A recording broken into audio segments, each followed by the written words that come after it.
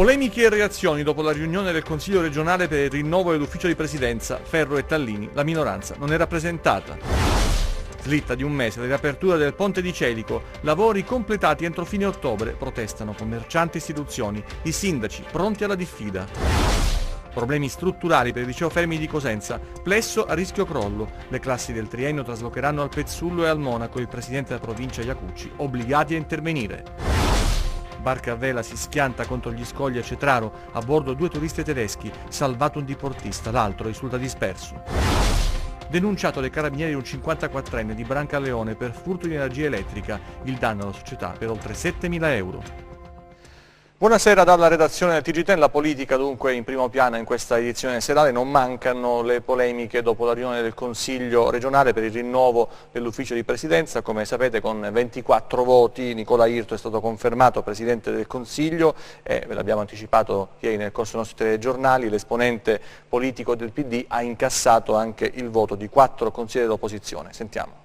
Il giorno dopo l'elezione dell'ufficio di presidenza c'è spazio anche per le polemiche, mentre Irto incassa il bis e promette di ripartire con nuovo slancio. Sono particolarmente orgoglioso e felice del risultato straordinario che si è avuto in Consiglio regionale, addirittura allargato anche un consenso anche a pezzi delle minoranze che si sono riconosciuti sulla presidenza e sul mio nome. Questo mi carica ulteriormente di impegno e di fiducia per il futuro. Vogliamo continuare sulla strada tracciata nei primi 2 anni di legislatura, nel proseguo della legislatura continuare nel percorso di trasparenza amministrativa, di riduzione, di contenimento della spesa riferita ai costi della politica. Piano piano negli anni noi abbiamo sempre migliorato questo aspetto. Dobbiamo ancora di più incentivare. E non solo questo, ma anche un nuovo protagonismo del Consiglio regionale, anche e soprattutto in vista delle prossime sfide che vedranno impegnata la politica calabrese. Penso al bilancio, a un primo bilancio sulla spesa del POR, di cui tanto si discute, ma anche e soprattutto all'eventuale e altamente probabile rimodulazione del POR 2014-2020 che dovrà vedere un dibattito, una discussione, un approfondimento in Consiglio regionale.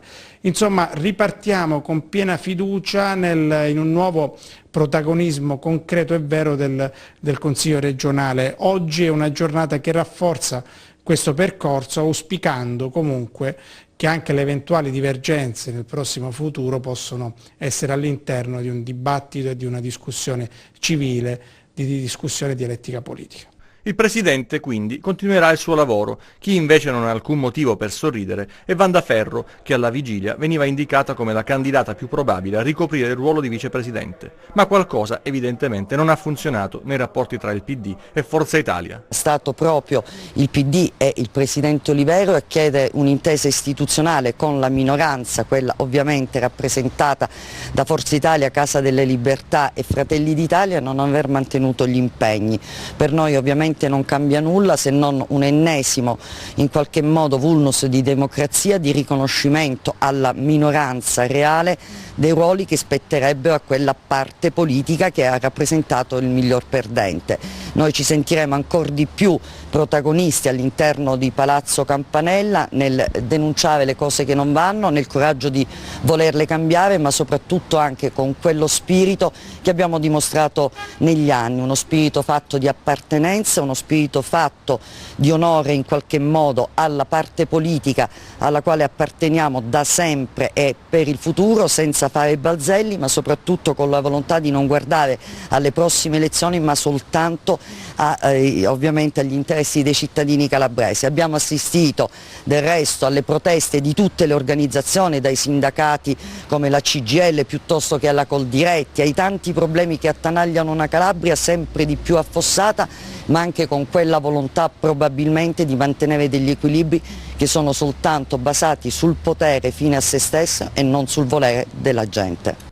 Sulla stessa lunghezza d'onda, l'altro esponente di Forza Italia, Domenico Tallini, che nelle aspettative della vigilia avrebbe dovuto occupare il ruolo per il quale è stato confermato il consigliere Giuseppe Graziano. È inaspettato perché, nel senso che Forza Italia ha dei numeri in Consiglio regionale e si è compattato per le potenzialità dei numeri che ha e il risultato è venuto fuori.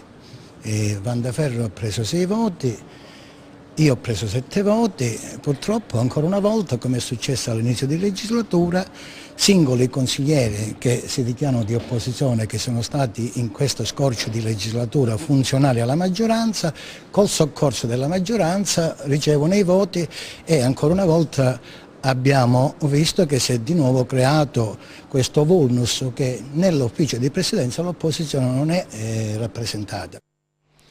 Cambiamo argomento, parliamo di infrastrutture, c'è una brutta notizia perché slitta di un mese la riapertura del viadotto Cannavino, il completamento dei lavori è previsto per fine ottobre, la protesta di commercianti e istituzioni, il 15 è fissato un incontro in prefettura e il sindaco di Celico Falcone annuncia siamo pronti alla diffida, ci racconta tutto la Sabba Baldino, sentiamo. Ripresi i lavori sul Cannavino, la riapertura del viadotto attesa è prevista per il 30 settembre, la scadenza però l'ANAS conferma non sarà rispettata. Purtroppo il 30 settembre non riusciamo a riaprire, molto probabilmente per fine ottobre apriremo il Cannavino, chiaramente quando si fanno interventi strutturali appunto, su ponti e strutture di grande complessità gli imprevisti sono sempre in agguato, quindi abbiamo ritardato un po' per colpa dell'appaltatore, un po' perché abbiamo voluto accertarci delle condizioni della struttura facendo tutte le indagini possibili che chiaramente potevamo fare soltanto a struttura aperta. Siamo intervenuti per alleggerire la struttura, renderla più sicura, chiaramente intervenire sugli avvallamenti presenti, eliminare le vibrazioni che potevano essere indotte dai mezzi in transito, in modo da chiudere questa prima fase e riaprire al traffico.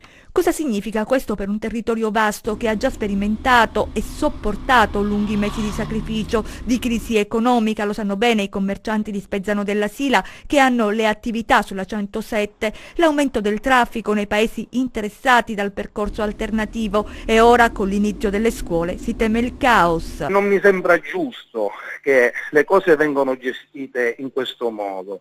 Stiamo parlando di un'arteria importantissima, la gente giustamente oramai ha perso la fiducia anche nelle istituzioni perché secondo me non devono essere gestite le cose in questo modo. Ci sono dei problemi, se ne discute, si mette al corrente la popolazione anticipatamente, ma non bisogna prendere le notizie tramite gli organi di stampa, come infatti il prefetto ha indetto una riunione dopodomani a mezzogiorno proprio per discutere di questa cosa. Il sindaco di Celico si dice pronto alla diffida. Ho già avviato delle azioni legali per diffidare l'ente proprietario insieme a chi vuole fare parte di questa diffida con le attività commerciali e con tutti gli altri utenti, perché non è più possibile. Nel mese di agosto non si è fatto nulla.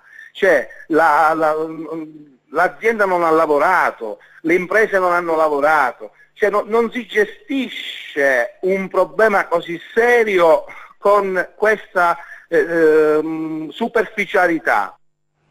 In linea 90 di oggi, condotto dalla Sabba Baldino, il nostro nuovo spazio informativo alle 13:30 si è parlato del Cannavino, ci sono state altre risposte rispetto alle domande poste anche dei cittadini che si chiedono come mai non si sia lavorato H24, vista l'importanza di questa arteria. Aspettiamo dunque la fine di ottobre, domani in linea 90 parleremo invece di sanità con i nuclei di cure primarie, gli NCP, alcuni centri sono totalmente chiusi, altri invece restano aperti, cercheremo di capire il perché, che futuro di questi centri.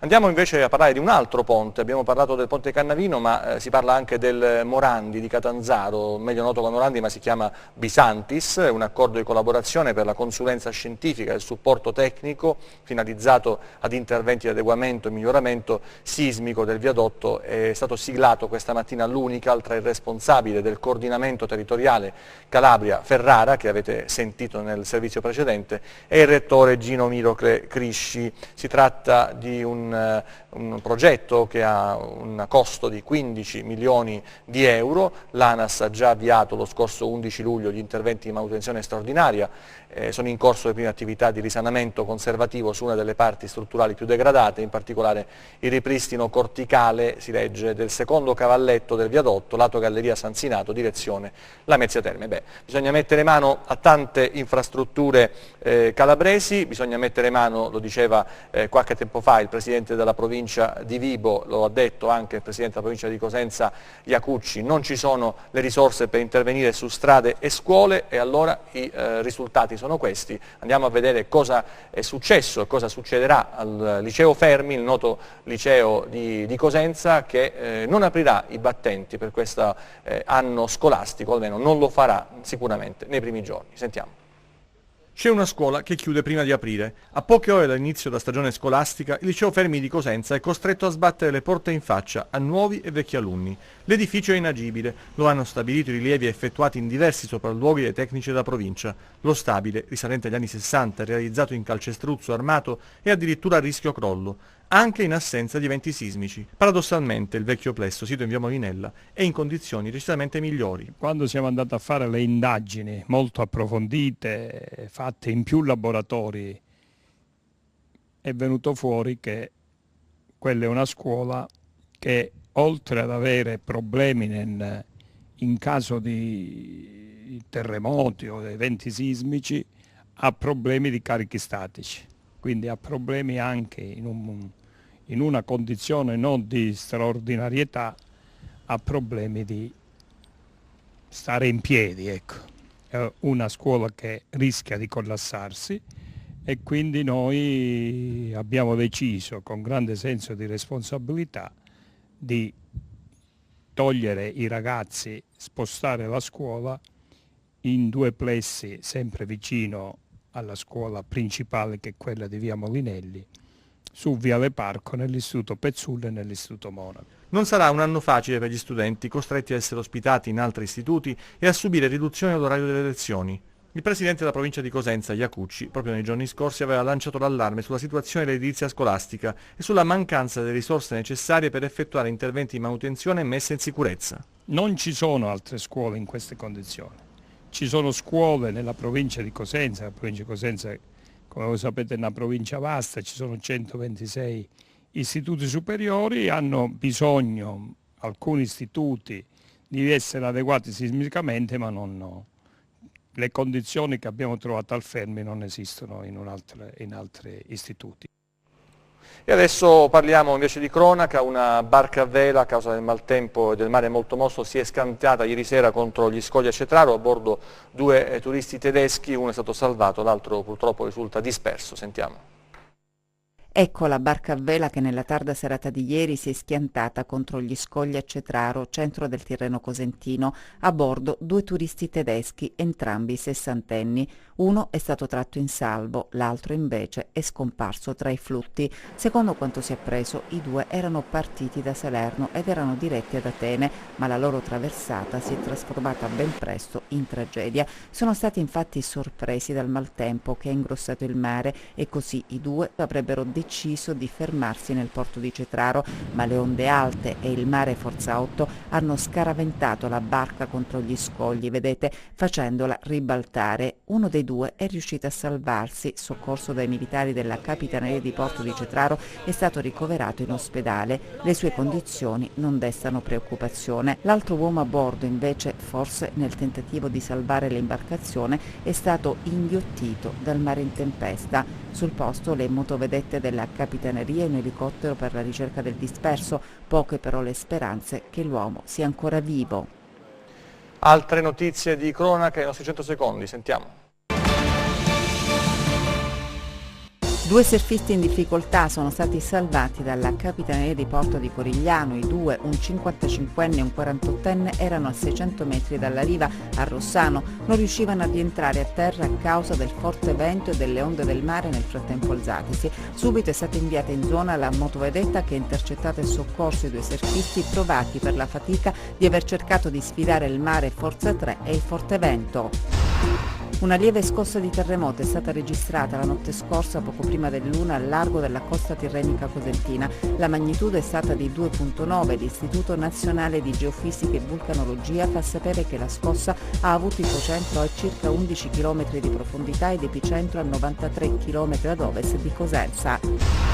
I carabinieri della stazione di Brancaleone hanno arrestato un 54enne poiché colto nella fragranza di furto di energia elettrica. L'uomo avrebbe realizzato un allaccio abusivo alla rete elettrica causando alla società distributrice di corrente un danno patrimoniale di oltre 7.000 euro. Controlli dei carabinieri nel Regina, i militari della stazione di Platì hanno denunciato 2 persone di 34 e 31 anni per porto abusivo di armi e oggetti atti ad offendere. I 2 sono stati trovati in possesso di numerose cartucce per pistola calibro 9, una mazza da baseball e un coltello della lunghezza di 18 cm che erano all'interno dell'autovettura su cui viaggiavano. All'Opri invece i carabinieri hanno rinvenuto in un tratto di spiaggia del lungomare della cittadina numerose cartucce per pistola calibro 9 che sono state sottoposte a sequestro. Rapina aggravata all'ufficio postale di Pizzo Calabro, 3 persone in arresto. La notizia è stata resa nota nella presentazione alla stampa del nuovo comandante del NORM di Vibo. Vediamo. Il nuovo comandante del NORM, il nucleo operativo radiomobile dei carabinieri della compagnia di Vibo Valentia, si è insediato il 4 settembre ed è stato subito superlavoro per il tenente Luca Domizzi, 31 anni di Terni, proveniente dal nucleo operativo di Civita Castellana, per una carriera svolta finora sempre nel Lazio, dopo aver conseguito il titolo al 57° corso alla scuola allievi. Appena arrivato infatti ha dovuto gestire le indagini per 2 rapine avvenute nello stesso giorno in rapida sequenza a Pizzo, quando ancora una volta è finito nel mirino l'ufficio postale, come era accaduto lo scorso dicembre, e la tabaccheria La Madonnella. Ed è stato subito un successo, come confermato dal capitano Piermarco Borettaz, comandante alla compagnia di Vibo Valentia. Con a fianco il maresciallo Francesco Panei, che ha retto finora il NORM in attesa dell'arrivo del nuovo comandante, il tenente Domizzi ha spiegato le 2 brillanti operazioni che hanno portato all'arresto in poco tempo degli autori delle 2 rapine, caratterizzate purtroppo anche da fatti violenti. Francesco Cortese, 38 anni di Vibo Valentia, e Dario Mantino, 26 anni di Ionadi, sono gli autori della rapina a mano armata all'ufficio postale di Via Nazionale a Pizzo, avendo anche aggredito il direttore della filiale colpendolo con un pugno prima di farsi consegnare quanto era disponibile e fuggire a bordo di una moto. Per quanto riguarda invece la rapina alla tabaccheria, ad essere arrestato è Paolo Pagano, 50 anni di San Gregorio di Ippona, ben noto ai carabinieri perché già sottoposto all'obbligo di dimora nel comune di residenza. Abbiamo fatto una bellissima operazione, come dicevamo, in sinergia con le stazioni della nostra compagnia, e il nostro nucleo operativo radiomobile ha inciso profondamente. È stato importante perché ha dato una risposta ai cittadini che avevano di Pizzo, che hanno subito nel giro di una stessa giornata del 2 settembre 2 episodi gravissimi, 2 rapine, prima all'ufficio postale, poi dopo alla tabaccheria, quindi esercizi commerciali fondamentali per la cittadinanza che hanno lasciato un segno sulla sicurezza percepita, per cui è stato importante dare una risposta in tempi rapidi e in modo significativo alla popolazione locale, che ha bisogno quanto mai in questo momento di sentirsi al sicuro, in particolare in quelli che sono gli ambiti di maggior frequenza, come può essere un ufficio postale o come può essere una tabaccheria, dove potrebbe andare chiunque. Lasciamo la cronaca, lavorerò nel solco della continuità, così il neopresidente dell'Accademia Cosentina Leopoldo Conforti, che ai nostri microfoni precisa l'avvertenza della biblioteca civica è un problema che va risolto. Sentiamo. Leopoldo Conforti è il nuovo presidente della prestigiosa Accademia Cosentina, studioso del mondo classico. Il suo operato, annuncia, sarà all'insegna della continuità. Ci sono delle cose che aveva lasciato il presidente precedente, credo che sia doveroso completare il programma. E poi dobbiamo formularmi, io farei così il programma che intendo fare, prima lo sottopongo agli organi come il consiglio direttivo e anche se è necessaria l'assemblea, poi vedremo. E quindi ognuno, io dirò quello che mi sembra che sia il caso di fare, tenendo conto anche di quelle cose che dice lo statuto, il quale dice brevemente quelli che sono i compiti dell'Accademia, anche considerata la sua storia, che sono compiti abbastanza complessi sul piano culturale, perché non c'è aspetto della cultura di cui l'Accademia non si debba interessare, non è soltanto un fatto locale, è un fatto della cultura come tale. Il nuovo presidente, che succede al compianto Ernesto D'Ippolito, si troverà a fronteggiare la spinosa vertenza della biblioteca civica. L'Accademia ha il presidente della biblioteca, ma la parte economica non ha a che vedere con l'Accademia. E allora la parte economica è la parte che riguarda il comune e la provincia. Certo è un problema che va risolto e va affrontato nella maniera, anche perché il problema, se il personale mi presenta un problema economico di stipendio, è chiaro che bisogna provvedere per forza. Il calcio adesso, Coppa Italia, si è giocata questo pomeriggio Rende Regina, l'ultima gara del primo turno a gironi della Coppa Italia di Serie C. Bene, si è imposta la Regina, bastava un pareggio al Rende per passare il turno dopo la vittoria sul Catanzaro, così non è stato. La Regina con i gol di Silenzi e Tassa approda, lo vediamo sul sito della squadra Amaranto che già dà notizia appunto della vittoria, batte il Rende, passa il turno con i gol appunto di Silenzi e Tazza, squadre imbottite di seconde linee con qualche giocatore titolare. Alla fine ha vinto la Regina, che quindi passa il turno, Proda quindi va più avanti. E adesso vediamo il meteo.